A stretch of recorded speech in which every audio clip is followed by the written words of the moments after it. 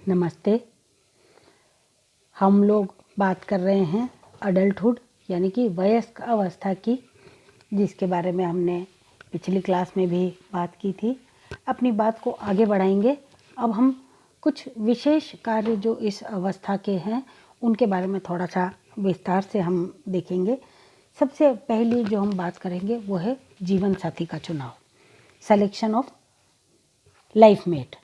विवाह से पूर्व जीवन साथी का चुनाव करना एक बहुत ही महत्वपूर्ण कार्य इस अवस्था का माना गया है, क्योंकि अगर जीवन साथी के चुनाव में बुद्धि, चातुर्य, कुशलता, अनुभव और परिपक्वता का इस्तेमाल नहीं किया जाए तो उसके परिणाम गलत हो सकते हैं। उपयुक्त जीवन साथी के चुनाव से जहां परिवार और समाज का उत्थान होता है, वहीं वैवाहिक जीवन सुखमय भी व्यतीत होता है और बच्चों की अच्छी परवरिश हो पाती है। जबकि अगर जीवन साथी का चुनाव ही गलत हो जाए तो उसके जो परिणाम आते हैं वो बहुत भयावह होते हैं। पारिवारिक ढांचा पूरा बिगड़ जाता है, पति पत्नी के विश्वास में जहर घुल जाता है, जीवन दुखों का पहाड़ बन जाता है और बच्चे भी हीनता और कुंठा का शिकार हो जाते हैं तथा कई बार बच्चों के बाल अपराधी होने की भी इसमें संभावना बढ़ जाती है। अगर हम अपने देश की बात करें तो हमारे देश में भी आजकल पाश्चात्य संस्कृति का प्रभाव देखने को मिल रहा है और यही कारण है कि हमारे यहाँ पर भी तलाक जैसी घटनाएं जो हैं वो ज़्यादा बढ़ गई हैं। तलाक एवं अलगाव के मामलों में ज़्यादा वृद्धि हुई है और इसका जो मुख्य कारण अगर हम ढूंढें या समझने की कोशिश करें तो इसमें प्रेम, विश्वास, सहनशीलता, त्याग और समर्पण की कमी का होना माना गया है। साथ ही एक स्वतंत्रता का जो भाव हमारे मन में बढ़ने लगा है, समानता के भाव कह लो या स्वतंत्रता का भाव कह लो, ये हमें एक अलग ही सोच देता है, अलग ही दुनिया में ले जाता है और इसके कारण से जो वैवाहिक जीवन है उसमें हमको कई बार परेशानियां देखने को मिलती है।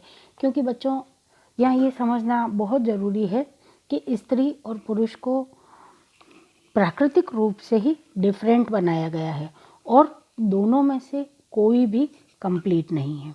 स्त्री अकेली भी कुछ नहीं कर सकती तो पुरुष अकेला भी कुछ नहीं कर सकता।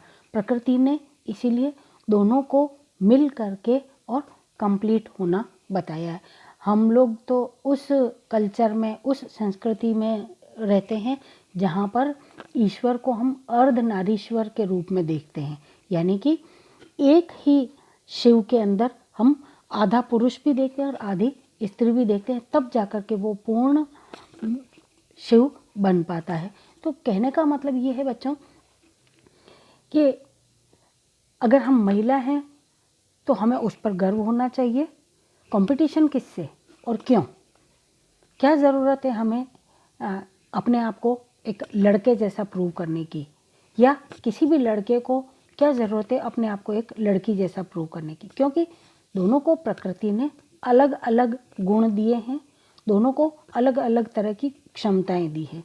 आज अगर हम स्त्री की बात करें तो स्त्री के पास में कोख है, गर्भाशय है, बच्चे को 9 माह तक अपने शरीर में, अपने अंश से, अपने खून से बढ़ाने का, उसको 9 माह तक अपने गर्भ में जगह देने का, पालने पोसने का कार्य स्त्री कर सकती है, पुरुष तो नहीं कर सकता। तो फिर हम उससे किस चीज़ की कंपटीशन करें, किस चीज़ की बराबरी करें? इसी तरह से पुरुष के पास में जो मसल पावर है, जो मस्कुलिनिटी है उसकी, वो उसको शारीरिक रूप से महिलाओं से ज़्यादा ताकतवर बनाती है। और शायद यही कारण है कि हम हर कोई ये चाहता है अगर स्त्री पुरुष दोनों साथ हैं तो जो भारी वजन की चीज़ें हैं वो पुरुष उठाए। क्यों? अगर बराबरी की बात करते हैं तो महिलाएं उठाए ना, लेकिन ऐसा नहीं होता है। उसका कारण महिलाओं का शारीरिक रूप से कम शक्तिशाली होना है। मैं निर्बल नहीं कहूँगी, क्योंकि शक्तिशाली तो वो भी है, उसकी शक्तियाँ अलग तरह की हैं। लेकिन हमें अपनी खूबियाँ भी पता होनी चाहिए और अपनी कमियाँ भी पता होनी चाहिए। तो ऐसा नहीं है कि पुरुष में ही सारी खूबियाँ हैं, क्या स्त्री में ही सारी खूबियाँ हैं। दोनों में अगर खूबियाँ हैं तो कुछ कमियाँ भी हैं। पुरुष चाहे लाख कोशिश कर ले, वो अपना बीज दे सकता है, वो अपना वीर्य दे सकता है, लेकिन वो एक बच्चे को 9 महीने अपने पेट में या अपनी कोख में रख तो नहीं सकता ना, वो उसको जन्म तो नहीं दे सकता। तो फिर लेकिन स्त्री भी अगर बच्चे को जन्म दे सकती है, उसको 9 महीने कोख में रख सकती है, लेकिन खाली उसके अकेले के अंडे से तो वो बच्चा नहीं बन सकता। जब तक पुरुष का वीर्य उसके साथ में नहीं मिलेगा, उसका स्पर्म उससे नहीं मिलेगा, तब तक फर्टिलाइज एग होगा ही नहीं, और जब तक फर्टिलाइजेशन नहीं होगा तब तक किसी नए जीव का इस धरती पर आना ही संभव नहीं है। अर्थात दोनों के सम्मिलित प्रयासों से ही कोई भी कार्य संभव होता है। ठीक यही बात घर परिवार के लिए भी लागू होती है। अगर मुख्य रूप से देखा जाए तो परिवार के पालन पोषण की जिम्मेदारी पुरुष की मानी गई है कि वो जाए और घर के लिए जो आवश्यक वस्तुएं हैं, खाना पीना, कपड़ा, रहना करना, मकान इत्यादि, इन सबको कमाने की, उन सब के लिए जो धनोपार्जन की जिम्मेदारी है वो पुरुष की है। एट द सेम टाइम जो कमा करके लेकर के आया, उस सबको व्यवस्थित ढंग से कितना खर्च किया जाना चाहिए, कितना खाने पर खर्च होना चाहिए, कितना कपड़े पर खर्च होना चाहिए, कितना घर की देखभाल के लिए खर्च होना चाहिए, कितना बच्चों की शिक्षा के लिए खर्च होना चाहिए, कितने की सेविंग्स होनी चाहिए, इन सब बातों का ध्यान रखना महिला की जिम्मेदारी होती है। क्योंकि महिलाओं के पास में अलग तरह का दिमाग है, अलग तरह की ताकत है। पुरुष के पास में अलग तरह का दिमाग है, अलग तरह की ताकत है। तो इस तरह से काम बटे हुए हैं। लेकिन वर्तमान परिस्थितियों की तरफ अगर हम देखें तो वर्तमान में पुरुष के साथ में महिलाओं को भी नौकरी पर जाना पड़ता है या अर्थोपार्जन के लिए घर से बाहर निकलना पड़ता है। तो ऐसे में हम पुरुष से ये उम्मीद कर सकते हैं या की जानी चाहिए, या हमें अपने समाज में अब लड़कों को भी ये चीज़ सिखानी चाहिए कि घर के जो कार्य हैं वो उसमें भी मदद कर सकते हैं, क्योंकि स्त्री उसके कार्यों में मदद कर रही है। कहने का मतलब सिर्फ इतना सही है कि कोई भी काम हो, जब तक दोनों जने मिल करके नहीं करेंगे तब तक कोई भी कार्य सफलतापूर्वक संपन्न नहीं हो सकता है। तो जब दोनों को एक दूसरे का हाथ पकड़ करके ही चलना है तो फिर कंपटीशन किस बात का? फिर तो हम साथी हुए ना। रास्ते में चलने वालों से हम कंपटीशन थोड़ी करते हैं कि वो तेज़ चल रहा है कि मैं तेज़ चल रहा हूँ। वो उसके रास्ते चलता है, हम अपने रास्ते चलते हैं। लेकिन जब तक सफ़र में साथ होते तब तक आपस में हंस बोल करके बात करते हुए रास्ता काटने का प्रयास करते। सेम थिंग जीवन के सफ़र की है, जहाँ स्त्री और पुरुष पति पत्नी के रूप में, जीवन साथी के रूप में साथ चलते हैं और साथ साथ मिल करके आगे बढ़ते हैं। सुख और दुख सब मिल बांट करके उनको सहन करते हैं। सुख में भी साथ देते हैं एक दूसरे का और दुख में भी साथ देते हैं, तकलीफ में भी साथ देते हैं। अगर इस सोच के साथ में चलते हैं तो जीवन सफल होता है, आसानी से कटता है और बच्चों को भी अच्छे संस्कार मिल पाते हैं। तो जीवन साथी का जो चुनाव है ये हमेशा उपयुक्त ढंग से होना चाहिए।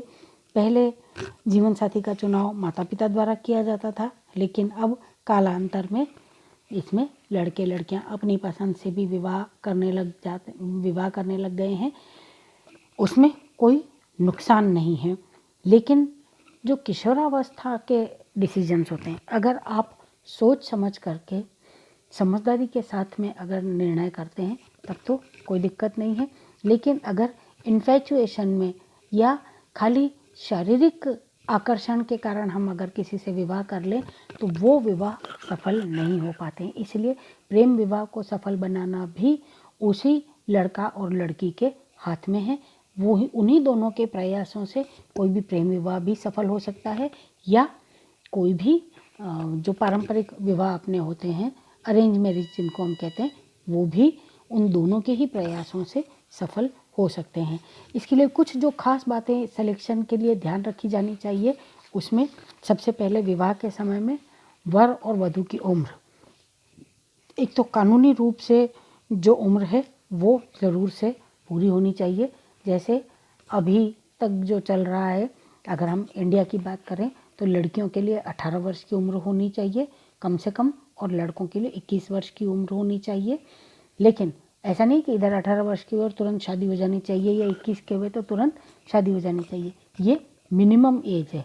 अब इसमें कोई लड़का अगर 21 या 22 वर्ष की अवस्था में या 23 वर्ष की अवस्था में घर परिवार संभालने की कंडीशन में आ गया कि उसकी जॉब भी लग चुकी, वो कमाने लग गया है और वो अब अपना घर परिवार संभाल सकता है, तो निश्चित रूप से उसकी शादी की जा सकती है।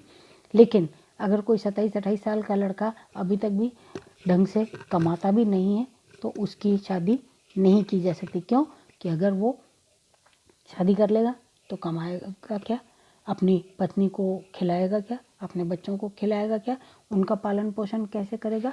तो ये सब बातों का ध्यान रखा जाना चाहिए। इसीलिए उम्र की अपनी इम्पोर्टेंस है। 18 साल से पहले लड़कियों के लिए शादी कानूनी तौर पर क्यों मना है? क्योंकि हमने बायोलॉजिकली पढ़ा है कि स्त्री का जो रिप्रोडक्टिव ऑर्गन्स हैं उनका विकास ही किशोरावस्था में होता है, यानी कि जब तक वो पूर्ण वयस्कता को प्राप्त करती है तब जा कर के उसके रिप्रोडक्टिव ऑर्गन्स, उसका गर्भाशय, उसकी ओवरीज वगैरह वो सब पूर्णतया सक्षम हो पाते हैं कि अब जो अंडा रिलीज होगा वो अच्छा सक्षम अंडा होगा या उसका गर्भाशय जो है वो अब इस लायक हो गया कि वो 9 माह तक शिशु को अपने अंदर धारण कर सके। तो इस तरह से ये छोटी छोटी सी चीज़ें हैं जिनका ध्यान रखना होता है, क्योंकि 18 वर्ष से पहले अगर उसको प्रसव पीड़ा सहन करनी पड़ेगी तो वो उसको शायद नहीं निभा पाएगी। फिर बात आती है पारिवारिक और सामाजिक पृष्ठभूमि की।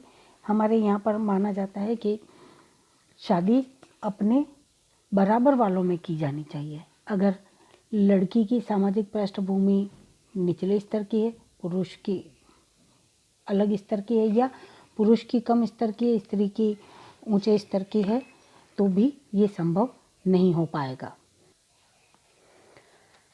इसी तरह से तीसरा जो इसमें ध्यान रखने वाली बात होती है वो है भावनात्मक परिपक्वता की, इमोशनल मैच्योरिटी। परिवारों के टूटने, घर बिखरने, विवाह विच्छेद, इन सब में भावनात्मक अपरिपक्वता का महत्वपूर्ण योगदान होता है। अगर वर या कन्या दोनों में से कोई भी तुनक मिजाज, अस्थिर, स्वयं के प्रति अनिश्चित, क्रोधी हो तो लड़ाई झगड़े बढ़ जाते हैं, बात बात में विवाद होता है। विशेष करके स्त्री का अगर ज़्यादा संवेदनशील हो तो वैवाहिक संबंधों में खटास एवं दरार उत्पन्न हो जाती है, इससे और पारिवारिक विघटन की समस्या बढ़ जाती है। इसलिए दोनों पक्षों को चाहिए कि वो विवाह से पहले ही ये भावनात्मक कुसमायोजन जैसे ईर्ष्या, द्वंद्व, चिंता, उद्विग्नता, सनक, निराशा इत्यादि से मुक्त हों। और फिर आती है शैक्षिक स्तर में समानता। दोनों का ही शैक्षिक स्तर जो है वो भी समान होना चाहिए। अगर एक अनपढ़ एक ज़्यादा पढ़ा लिखा, वो चाहे कोई भी हो, अगर स्त्री ज़्यादा पढ़ी लिखी है, पुरुष अनपढ़ है तो भी असमानता होगी। पुरुष पढ़ा लिखा है, स्त्री अनपढ़ है तो भी असमानता होगी। और दोनों अगर तो पढ़े लिखे हैं तो उनका जो मेंटल लेवल है वो एक सरीखा होता है। फिर बौद्धिक योग्यता, इसी तरह से इंटेलेक्चुअल एबिलिटीज़ की हम बात करें तो इसको भी हम नकार नहीं सकते। खाली शैक्षिक स्तर पर ही नहीं, बौद्धिक स्तर पर भी दोनों परिपक्व होने चाहिए, समझदार होने चाहिए। कुछ दंपतियों में बौद्धिक स्तर में या बौद्धिक योग्यता में बहुत ज़्यादा फर्क होता है तो आपस में, लेकिन उनमें आपस में प्यार इतना अधिक होता है कि वो उस कमी को भी पूरा कर लेते हैं, क्योंकि उस कंडीशन में दोनों अपनी अपनी बौद्धिक योग्यता और क्षमता के अनुसार अपने अपने क्षेत्र में वृद्धि करते हैं। फिर अभिवृत्तियों और रुचि में समानता होनी चाहिए। अगर दोनों की सोच, दोनों की रुचियाँ अलग अलग होंगी तो भी दिक्कत आती है। इसीलिए एक सरीखे अगर कार्य करते हैं, एक सरीकी रुचियाँ हैं तो एक दूसरे का साथ आसानी से निभा पाते हैं। आर्थिक स्तर में समानता, वैवाहिक जीवन में दोनों ही पक्षों का आर्थिक स्तर भी लगभग समान होना चाहिए तो कार्य आसानी से हो जाते हैं, वैवाहिक जीवन ज़्यादा सफल हो जाते हैं। अन्यथा अगर ज़्यादा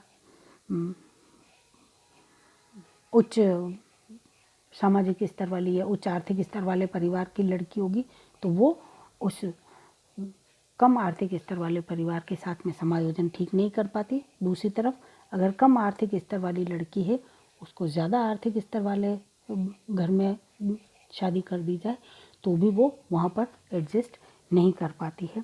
रहन सहन में समानता होनी चाहिए, यानी कि दोनों का कल्चर जो है वो एक तरह का हो। धार्मिक समानता, रिलीजियस इक्वलिटी, बहुत अलग अलग धर्मों के लोग अगर साथ में रहेंगे तो कुछ समय तक तो शायद वो लोग आपस में निभा पाएँ, लेकिन फिर हो सकता है वो आसानी से एक दूसरे के धर्म का सम्मान नहीं रख पाएँ और उस कंडीशन में उनका अपना वैवाहिक जीवन जो है वो खतरे में पड़ जाता है। जातीय समानता की भी कई बार हम देखते हैं कि बहुत महत्व बढ़ जाता है। हालांकि मैं नहीं समझती कि जाति प्रथा को बहुत ज़्यादा बढ़ावा दिया जाना चाहिए, क्योंकि अगर बाकी सारे स्तरों पर समानता है तो जाति कोई बहुत ऐसा बड़ा स्तर नहीं है जिसको हम जिस पर ज़्यादा ध्यान देने की ज़रूरत है। लेकिन सबसे इम्पॉर्टेंट चीज़ जो है वो है स्वस्थ यौन अभिवृत्तियाँ होना, यानी कि सेक्सुअल डिजायर जो है वो दोनों में लगभग एक समान होनी चाहिए। वैवाहिक जीवन की सफलता जो है वो स्वस्थ यौन अभिवृत्तियों में पर निर्भर करती है। इस बात को हम किसी भी हालत में नकार नहीं सकते हैं। विवाह योग्य जितने लड़के लड़कियां उनको यौन शिक्षा के बारे में पूर्ण ज्ञान होना चाहिए।